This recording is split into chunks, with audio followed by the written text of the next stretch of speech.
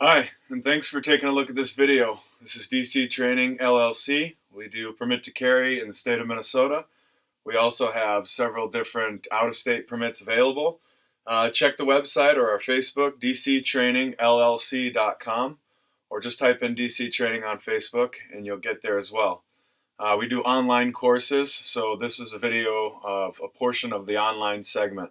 And then we actually meet at the range and you get an hour with an instructor. So a little bit different than most classroom type situations, but think about the benefit of a full hour with a certified instructor.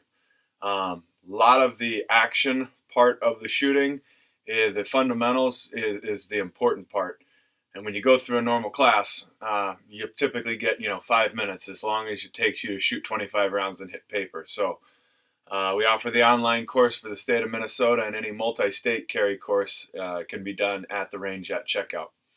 So today we really wanted to talk just quickly about retention. What does it mean in terms of a classroom situation when we talk about gun retention?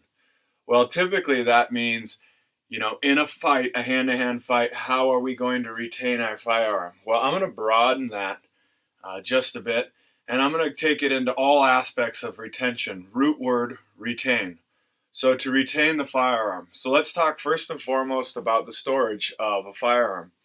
And many of you have at home, you have multi-purpose rooms. They're not dedicated gun rooms or gun safes, or maybe man cave where no kids can go in, or woman cave where no kids can go in, just an adult dwelling. So most of them are dwellings where there's lots of different people of all different ages, experience level, and guests come into a room where potentially we might have some guns stored, whether they be for home safety or just because we don't have a safe. So first and foremost, to be a gun owner, be a responsible gun owner and get yourself a safe. Secondly, I just wanted to show you my safety system. So we're in my multi-purpose room. I use it as a classroom, a learning room for my kids. I also use it obviously to shoot these videos. My wife does work down here. I do work myself down here. So once in a while we have guests come over with the kids, and essentially this is their playroom while the adults are upstairs eating dinner or talking or whatnot. So this room has to be essentially very, very safe for anyone and everyone. So what I have here is I've got a locked cabinet that can only be accessed with a key. Key or combo, that's fine. Just make sure it's locked. That's what I would recommend. And I have two things stored in here. I've got my ammunition stored separate from my actual firearms. So NRA states always keep your firearms unloaded and locked up in a safe place until ready to use. And keep your ammunition and your firearms separate so they don't actually corrode each other. So they're in the same room, however, one's in a locked safe inside of a locked cabinet door. Okay. So secondly, we're going to talk about retention in the holster. So right here, I've got a little J-frame unloaded, fully unloaded. Little J-frame inside my holster, inside my hip. Now typically I would have my shirt covering this, that way no one knew I was carrying. Although in Minnesota, like we had covered before, permit to carry, we don't have to have it concealed.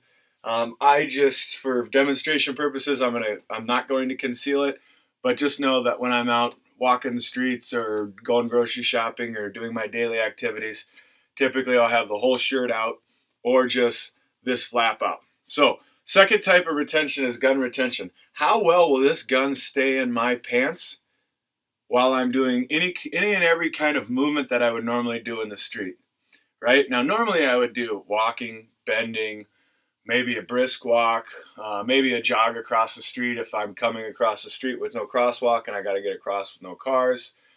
But let's take in a if there is a panic, a struggle, maybe we talk about fight or flight, right? Maybe this is a flight mode. Maybe there's some kind of emergency in the back, right? We just need to get out to the front quickly. Will my gun retain in my holster when I'm running? So if the answer to that is yes, no, or maybe, we'll determine whether you're going to need to get another holster or not. Okay, so we have to test all situations. So yes, when you get a new holster, put the gun in, make sure the gun is unloaded. I know the weight of the bullets actually add a little bit more and can have a little bit more effect on the gun actually being retained. Well, if you have a revolver, right, I would say just don't load it. If you have a semi-automatic, maybe load the magazine. Definitely do not put one hot in the chamber. It'll give it more accurate of a weight, and you can actually test the retention of the holster a little bit better. Snap caps and dummy rounds, obviously they're not lead, so they don't have nearly as much weight. They don't have any powder. They don't have any primers. They're just a plastic cap, so you really can't use those and get any advantage out of them other than it being extremely safe, right? They're snap caps. They're not going to go anywhere. Okay, and the third type of retention is actually keeping that gun in your possession versus someone else's possession, the bad guy. Okay, so first off, before we have to know how to retain the gun, we need to know how to draw the gun, right? So to draw the gun, I draw it no matter what I'm carrying besides an ankle holster. I'm going to draw the same way. First off, I'm going to hopefully be square to my target. If not, let's say the target is behind me, which is you. I'm going to have to get square to the target. So I feel a shoulder, I feel a grab, I have an uncomfortable feeling. What I'm going to do is I'm going to swivel towards my target. So I'm going to turn square to my target. Second thing in my mind quickly I'm going to have to figure out is this a threat that warrants me pulling my gun? Now this can be very easily answered, or there could be some ambiguity. You're not quite sure. Maybe it's a transient person asking you for change. First thing you need to do is you need to be loud, and you need to get the upper hand. And you oftentimes can get the upper hand by using your voice. So, threat's behind me, I'm going to swivel. Stop! Then I'm going to slap. I slap my belly, and I slap my gun. And the reason for me doing that is I'm getting in position to draw. And I'll tell you why the hand on the belly in a second. So then when you draw, you just break leather. Literally, you're just pulling the barrel up, right? Because there's a situation, and there could be a lot of situations out there where that threat is close. Maybe, God forbid, but maybe the first thing you feel is a knife to the back, right? Well, you've got to turn. We'll put that in safely. Stab, you've got to turn. Stop! And what are you going to do quick? You're going to shoot from this position, right? So reason number one to put your hand somewhere, I say the belly, is to get it out of the way in case you have to break leather and shoot. Because maybe the threat, like I said, is far too close. So, step one, slap. Step two, break leather, just move the wrist. If the threat's 3, 4, 5 feet away, not advancing rapidly, you don't have to take shots from this. You're going to drop to a low ready. 3. Then you're going to come up into the fire position. 4. You're now aiming and you're ready to fire. Now 5 would be to drop your finger down and then squeeze the trigger like you've practiced, right? Squeeze the trigger. So let's run through again. So this time I'm going to act or be in the situation that I typically would. Now this is how I would walk around with my gun in this type shirt. So we're going to go 1. 1 is now up. 2 is now break. So my hand, notice, my hand was here and my shirt was untucked, so I just went from here to here. Now I've got to have 2 steps. Here, break, low ready, up, fire. Finger off the trigger, low ready.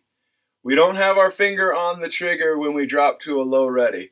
Maybe we put 1 round down range. Boom. Threat was deterred. Did not want to pursue you anymore. You're going to take your finger off the trigger into the low ready.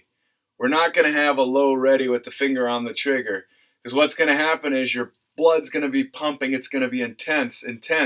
If you drop that finger and then that threat comes up, my finger's still on the trigger, I come up ready to go, I could very well shoot myself in the foot.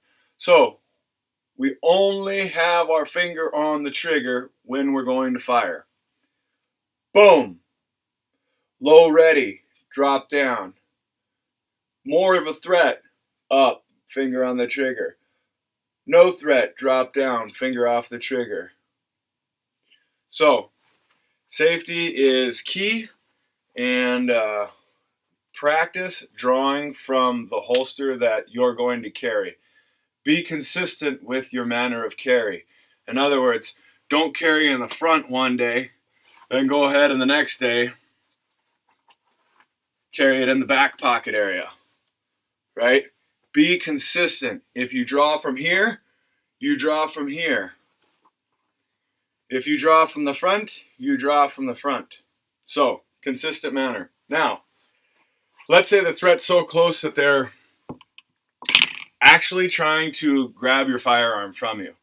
Well, the easiest way to get the threat away from your firearm is to bring the firearm in, right? But we don't want to be square to our target. Let's say you have the isosceles stance and you're square to the target. You don't want to be square to the target bringing your gun straight in. You're ready to fire, bad guy's back, bring the gun here. Now, you can also fire from this angle. However, keep in mind where you have that gun and where your face is and where the other objects are, right? There's going to be a little bit of a blast out of the barrel, a little bit of a discharge. You don't want to be in front of that muzzle. A, you're not going to be wearing hearing protection in the fight mode, and you're really not going to care about that. But you definitely don't want to injure yourself with some blast coming off the muzzle or some powder residue burning your face, right? You want to have all of your senses in the fight. So if someone was coming at me, you could pull the gun back, but you better believe if they're going for my gun and I've got my gun drawn, they're already a threat, and a threat that they better actually be a threat that you should be able to handle by discharging your firearm. If not, well, you've already pulled your firearm out. There's going to be police there, regardless. So just know the threat level, right? Great bodily harm. Great bodily harm. You have to be in fear of your life, right? So keep that in mind. Retaining your firearm, you could come out in the shooting position, come back in, but you're going to come back into the chest down low, and you can fire here, bang, bang. Make sure you turn your body, right? And there's all sorts of things you can do, but keep in mind, even though that threat's 2 feet away, unless I'm going to pull the trigger, if I decide, okay, I'm going to pull the trigger, bam. I don't have my finger here when I'm coming back down. Anytime I move the gun, I'm going to take my finger off that trigger, unless I'm going to do somewhat of a press. Like the threat's coming at me, I need to fire and eliminate the threat in the process of the draw. And that would be called a press. So in terms of pressing your gun, what you're going to do is you're going to draw, you're going to get 1, and then in the 2, we're not going to go down to a low ready. We're going to come up shooting. So we're going to go bang, bang, bang, right? You're pressing, successive shots pressing. So if you're in a retaining mode, bang, bang, bang, right? If you're in a draw and you got to shoot from the draw, you get those hands together, bang, bang, bang. It's a press. So you can fire from a retention standpoint of bringing the gun in here. Another thing you can do is you can also use your extremities in the fight.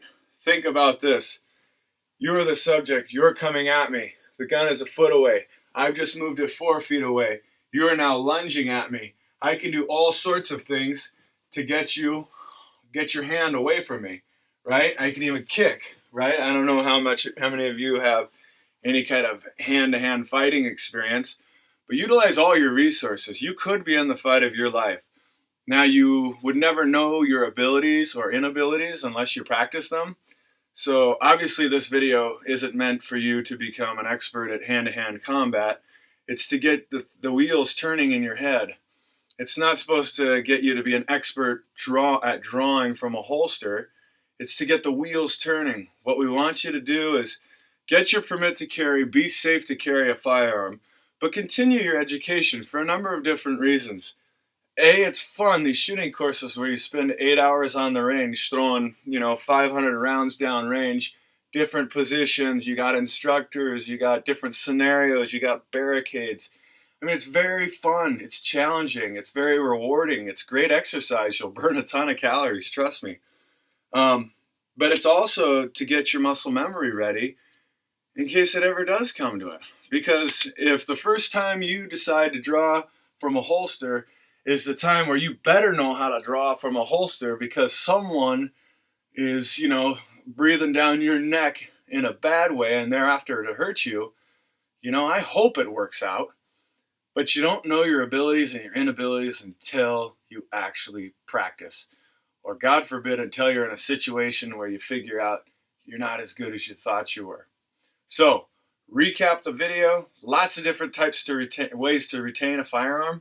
First off, responsibility, keeping your guns locked up, separate from your ammunition, unloaded until ready to use. Unless, obviously, it's a concealed carry gun. Secondly, grab that holster. Put that holster on, or holsters if you bought 5 like me for each gun. Jog, take a jog, sprint down the street. Maybe take a knee if you're going to pick up your car keys, right? Same thing when you're concealing. Just make sure you're not showing, right? The retention of the firearm. And then third, how to retain your firearm. By the way, most of the time when they say firearm retention, it's keeping the firearm with you and not the bad guy. Remember, square to your target, hand out, retain the gun, come in, turn your shoulder, you can fire, bam, bam. Non-lethal threat, you can block. Get them out of the way, right? You can also press into it after. So you're here, maybe it's not a threat, oh, guy pulls a knife, boom, boom, boom. Now I'm in fear of my life. I kept the gun away from you, you pulled a knife, boom, boom, boom. Well, guess what? You got 3. I win, you lose. Hey, guys and gals, excuse me. Hey, stay safe. Work hard at training. Find a favorite instructor out there that you can go and take training, live training, in the field training, right? At a range, but scenario-based training. It's fun. It's a great way to throw lead down range. And it could save your life one day. Thanks very much. See you next time.